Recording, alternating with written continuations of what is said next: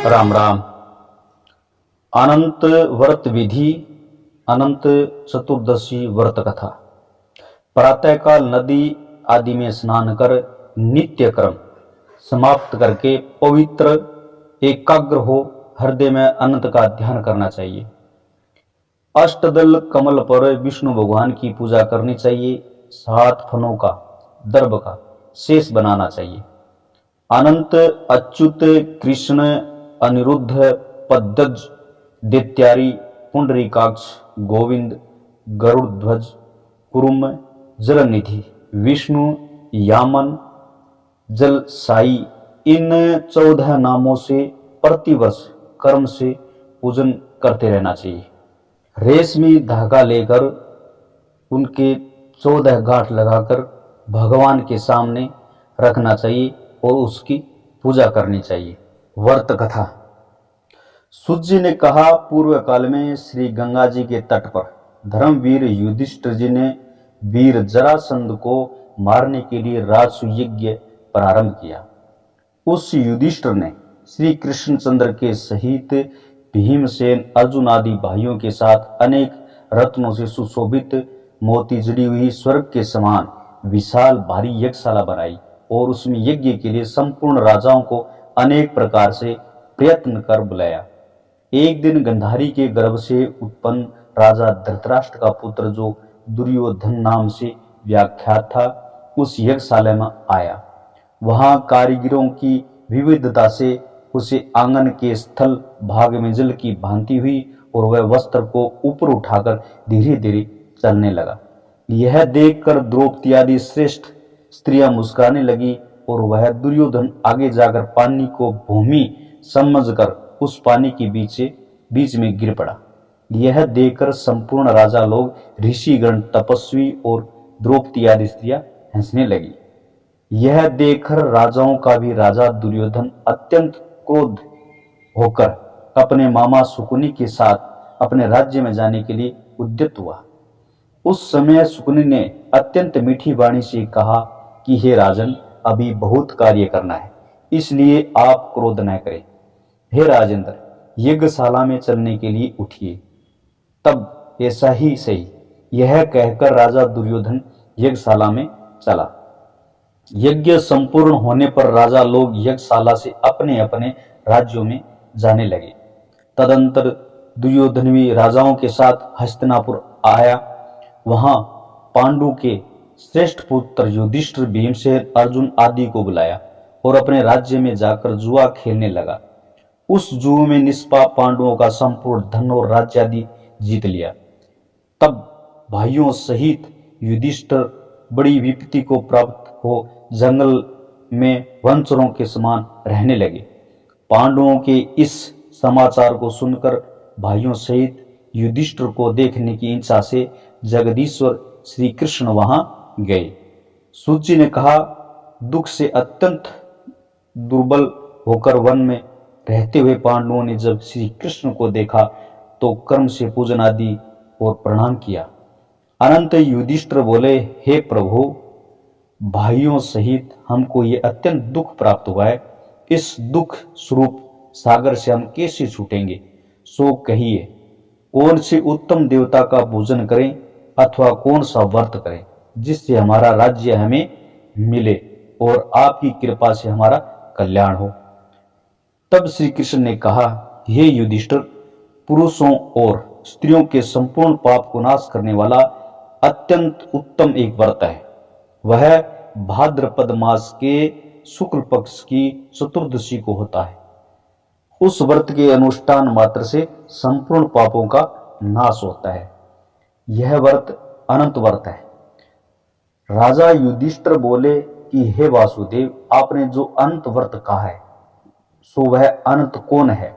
मुझसे सत्य सत्य कहिए। श्री कृष्ण ने कहा, हे धर्मराज, अनंत हमारा ही नाम है, इससे हमारा ही स्वरूप जानो।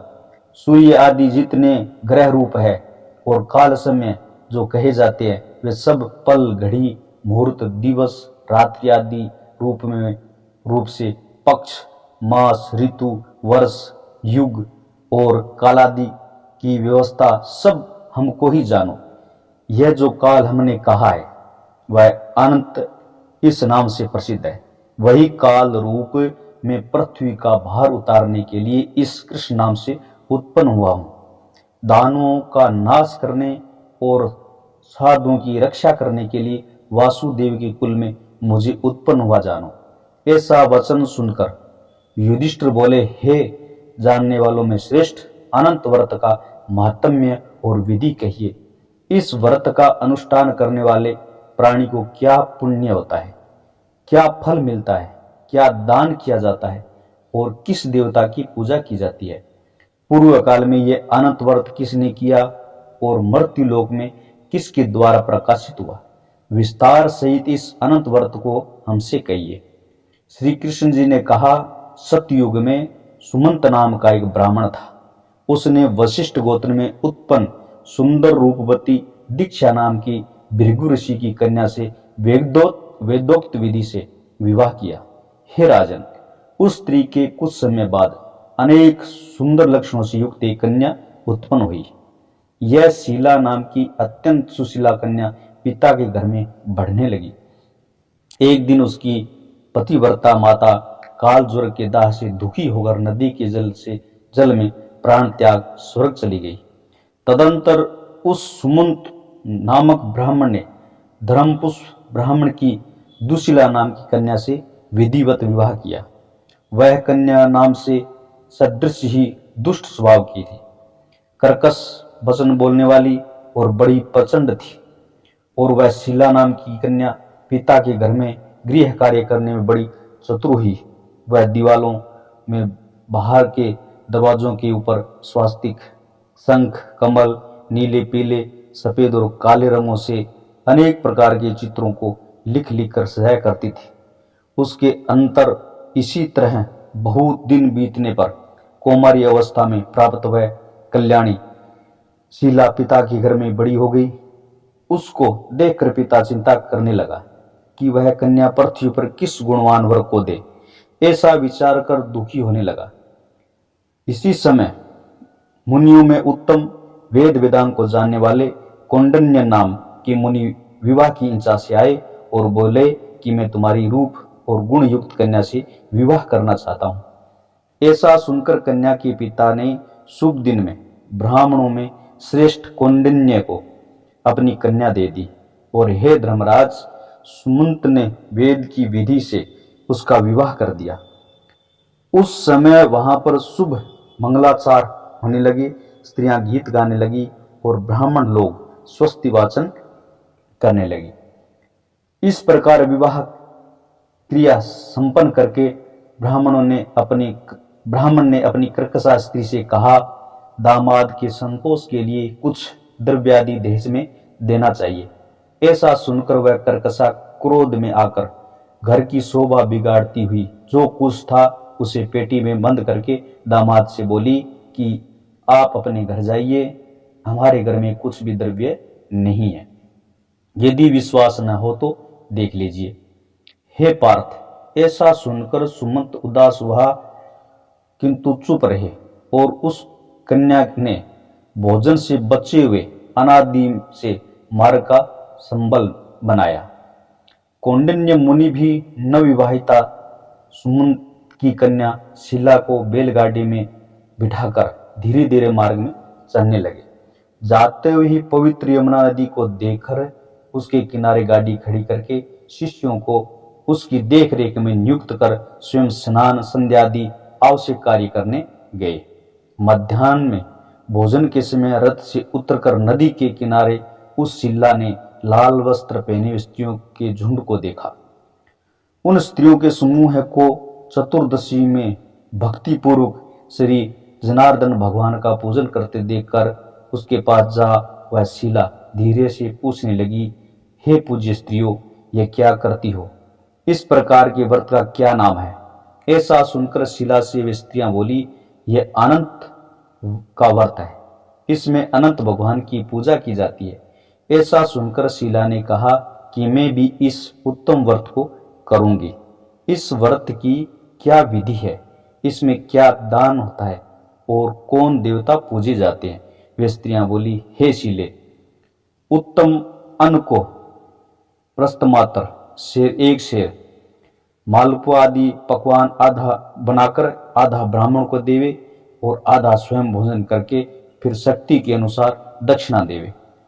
और यह व्रत नदी के तट पर करे तथा भगवान की कथा सुने। कुशा के शेषनाग बनाकर बांस के पात्र रखे, फिर स्नान कराकर मंडल के भीतर रखकर अंत भगवान का विधिवत पूजन करे। चंदन, पुष्प, धूप, दीप और अनेक प्रकार के नैवेद्य उनके आगे रखकर तथा मजबूत सूत का डोरा केसर में रंग कर 14 गांठ देकर हाथ में इस मंत्र से बांधे, हे वासुदेव जिनका अनंत नहीं है, ऐसे संसार रूपी महासमुद्र में डूबे है मेरे अच्छी तरह उद्धार करो और अपने अनंत रूप में लीन करो। हे सुत रूपी अनंत भगवान, आपको बार बार प्रणाम है। इस प्रकार सुत रूपी अनंत को हाथ में बांधकर स्वस्थ चित्त हो भोजन करे। संसार रूपी अनंत नारायण का ध्यान करके भोजन कर अपने घर जाए। हे भद्रे, यह व्रत तुमसे कहा। श्री कृष्ण बोले, हे राजेंद्र, प्रसन्न चित्त से ऐसा व्रत का विधान सुनकर उस शिला ने भी सुंदर डोरे को बाएं हाथ में बांधकर व्रत किया। जैसे 14 गांठ देकर बाएं हाथ में बांधना कहा था, वैसे ही बांधकर फिर पाथे जो बचा था उसका आधा ब्राह्मण को दे, बाकी स्वयं खाया। फिर प्रसन्नचित्त हो जब पति के साथ बैलगाड़ी में बैठकर अपने घर को गई, तभी से उसको शुभ सुगुनों से व्रत के प्रति विश्वास हो गया। अनंत व्रत करने से गोधनादि से युक्त और धन धान्य आदि से उसका घर भरा पूरा हो गया। उत्तम वस्त्र पहनी हुई सावित्री के समान सुशोभित होने लगी और घर में पति के साथ आनंद से रहने लगी। किसी समय उसके पति कौंडिन्य ने बैठी हुई शिला के हाथ में बंधा हुआ सुंदर डोरा देखा। उसको देखकर वह बोला कि हे शिले, यह डोरा क्या मुझे वश में करने को बांधा है? तुमने इसे क्यों धारण किया है? इसका कारण कहो। यह सुनकर शिला बोली, जिसके प्रसाद से संपूर्ण धन धान्य और संपदाएं मनुष्य को मिलती है, वही अनंत मैंने धारण किया है। श्री कृष्ण कहते हैं, हे पांडुपुत्र, लक्ष्मी के मद से अंधे हुए शिला के पति उस ब्राह्मण ने शिला का वचन सुनकर उसके डोरे को जल्दी से तोड़ डाला और वह कौन अनंत है ऐसा कहते हुए पापात्मा उस मूर्ख ने डोरा जलती हुई अग्नि में डाल दिया। तब शिला ने व्याकुल होकर हाहाकार करती हुई दौड़कर डोरे को लेकर दूध में डाल दिया। उस पाप कर्म से उसकी लक्ष्मी क्षीण होने लगी। गो आदि को चोर ले गए, घर में आग लग गई, धन नष्ट हो गया। जो जिस प्रकार घर में आया था वह उसी प्रकार फिर चला गया। कुटुंब में भी कलह होने लगा, भाइयों में लड़ाई होने लगी। अनंत को फेंकने के पाप से घर में दरिद्रता घुस आई। हे युधिष्ठिर, उसके साथ संसार में कोई बातचीत न करता। वह शरीर से अतिशय संतप्त हो गया और मन से भी दुखी, बड़े भीषण दुख को प्राप्त हुआ। तब उस कौंडिन्य ने स्त्री से कहा कि हे शीले, मैं सहसा उत्पन्न हुआ शोक के कारण दुखी हो गया हूँ। मेरा संपूर्ण धन नाश हो गया है, स्वजनों से कलह होता है, मुझसे कोई बोलता नहीं है, शरीर से नित्य ज्वर आदि ताप रहते हैं, चित्त में बड़ा भारी खेद होता है। इस अनर्थ का क्या कारण है? क्या तुम जानती हो? और क्या करने से भाग्य अच्छा होगा? तब सुंदर वस्त्र वाली सीता पति से बोली कि अनंत को फेंकने के पाप का ये फल है, और अब हे महाभाग उसके लिए उपाय करे तो फिर सब ठीक हो जाएगा। शिला के ऐसा वचन कहने पर वह ब्रह्म ऋषि मन से हरि भगवान की शरण में गए। इसके अंतर वह कौंडिन्य निर्वेद को प्राप्त होकर वन को चला गया और उत्तम ब्राह्मण वायु का भक्षण कर तप करने लगा और उस परमेश्वर का मन में ध्यान करने लगा जिसके प्रसाद से मुझे धनादि मिला, जिसका अपमान करने से मैं निर्धन होकर दुख को प्राप्त हुआ तथा यह सारा धन आदि मुझको अतिशय सुख और दुख देने वाला हुआ। ऐसा विचार करते हुए गहन वन में फिरने लगा। वहां पर उसने फूला हुआ एक आम का वृक्ष देखा जिस पर एक भी पक्षी नहीं था और करोड़ों कीड़े लगे थे। उस आम के वृक्ष से उसने पूछा कि हे सौम्य, तुमने कहीं अनंत भगवान को देखा है तो कहो, मेरे चित्त से अतिशय दुख है। यह सुनकर आम का वृक्ष बोला कि हे ब्राह्मण, मैंने अनंत को नहीं देखा। यह सुनकर वह दुखी होकर चल दिया और अनंत भगवान को कहाँ देखेंगे ऐसा विचार करता हुआ घूमने लगा। इतने में बछड़े से एक गाय को देखा जो वन में इधर उधर दौड़ रही थी। हे पांडव, वह ब्राह्मण गैया से बोला, हे गो, तुमने यदि अनंत भगवान को देखा हो तो कहो। तब गो बोली कि हे कौंडिन्य, मैं अनंत को नहीं जानती। वहां से आगे जाकर घास पर बैठे हुए एक वृक्ष को देखकर उसने पूछने लगा कि हे गो के पति, तुमने अनंत भगवान को देखा? वह वृक्ष बोला, मैंने अनंत भगवान को नहीं देखा। उसके बाद आगे जाते हुए कुंडन ने बड़ी सुंदर दो पुष्करणी तेलियां देखी जिनका जल इसमें से उसमें और उसमें से इसमें आता जाता हुआ अनेक प्रकार से किलोत करता था और कमल, कहार, कुंदनी आदि पत्तों से सुशोभित हो रहा था। भ्रमर, हंस, चकोर, बुगलादि को भी सेवित ऐसी उक्त वापियों को देख ब्राह्मण ने उनसे पूछा कि तुम दोनों ने अनंत भगवान को तो नहीं देखा? यह सुनकर वे पुष्करणियां बोली, हे द्विज, हमने अनंत भगवान को तो नहीं देखा। उसके बाद आगे जाकर एक गधा और एक हाथी देखा। उन दोनों से भी ब्राह्मण ने पूछा कि आप लोगों ने तो कहीं अनंत भगवान को नहीं देखा? इस प्रकार सबसे पूछता हुआ ब्राह्मण निराश हो उसी जगह बैठ गया। हे राजन युधिष्ठिर, वह कौंडिन्य जीवन से निराश और बड़ा विकल हो गया। बहुत गर्म ऊर्ध्व सांस लेकर भूमि में गिर पड़ा। कुछ देर बाद जब होश में आया तो हे अनंत ऐसा कहते ही उठा तो अपने चित्त में निश्चय किया कि अब मैं प्राणों को त्याग दूंगा। श्री कृष्ण कहते हैं, हे धर्मराज, जब उस ब्राह्मण ने प्राण देने के लिए वृक्ष में फांसी लगाई उसी समय दया हृदय अनंत भगवान प्रत्यक्ष हो गए और वृद्ध ब्राह्मण का रूप धारण कर बोले कि यहाँ आओ। यह कहकर उस कौंडिन्य का दाहिना हाथ पकड़कर एक गुफा में ले गए। उस गुफा में कौंडिन्य ने एक शहर देखा जिसमें बड़े स्वरूपवान स्त्री पुरुष विद्यमान थे और शुभदायक दिव्य सिंहासन पर भगवान बैठे थे, जिनके अगल बगल शंख, चक्र, गदा और गरुड़ शोभायमान हो रहे थे। कभी न समाप्त होने वाली विभूति ऐश्वर्य के प्रकारों से अप्रमित प्रभाव वाले और कौस्तुभमणि, वनमाला आदि अनेक प्रकार के आभूषण धारण किए हुए विश्वरूप अनंत भगवान को उस कौंडिन्य ने देखा। अतिशय प्रकाशमान उपयुक्त स्वरूप वाले अनंत को देख उनके आगे ऊंचे स्वर से हे प्रभु आपकी जय हो ऐसा कह प्रणाम करके बोला, हे पुंडरीकाक्ष, मैं पाप रूप और पाप कर्म करने वाला हूँ। मेरी आत्मा पाप रूप है और पाप से ही उत्पन्न हुआ हूँ। मेरी रक्षा करे और मैं संपूर्ण पापों को नष्ट कर दे। उसका वचन सुनकर अनंत भगवान बड़े कोमल वचन से बोले कि हे विपेंद्र, डरो मत, जो तुम्हारे मन में है सो कहो। कौंडिन्य ने कहा, हे प्रभु, मैंने धन से उन्मत्त होकर अनंत का डोरा तोड़ डाला। उस पाप कर्म से मेरा धन नष्ट हो गया। घर में अपने जनों से कलह होता है, जिस कारण मुझसे कोई भी नहीं बोलता है। इस प्रकार दुखी हो आपके दर्शन की इच्छा से मैं जंगल में फिरने लगा। हे देवताओं के भी स्वामी, आपने कृपा कर अपना दर्शन दिया। अब मुझ पर दया करके उस पाप को शांत करिए।